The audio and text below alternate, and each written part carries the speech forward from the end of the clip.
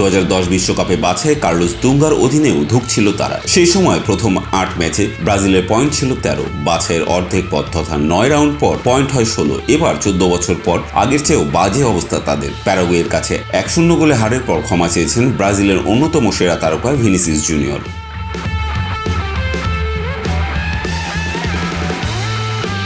Coach Tite সরে যাওয়ার পর ব্রাজিলের হাল ধরেন দরিভাল জুনিয়র। তার অধীনে কোপা আমেরিকার কোয়ার্টার ফাইনাল থেকে ছিটকে যায় 5 বারের বিশ্ব চ্যাম্পিয়নরা। বিশ্বকাপ বাছাই ইকুয়েডরের বিপক্ষে জিতে যে আশার আলো জ্বলে উঠেছিল, প্যারাগুয়ের কাছে হেরে সে আলো নিভে যায় অন্ধকারে সেলেসাওদের। দলের এমন বিবর্ণ পারফরমেন্সের দায়টা নিজের কাঁধে নিলেন কোচ দরিভাল। তিনি বলেন, আমার মনে হয় সবার আকাঙ্ক্ষা খুবই ইতিবাচক ছিল। আমরা আরো ধারাবাহিক ও শান্তভাবে ম্যাচ খেলব, যা প্রথম গোল হওয়ার আগ পর্যন্ত ছিল। তবে সেই পরিস্থিতি বদলাতে আমরা চেষ্টা করেছি।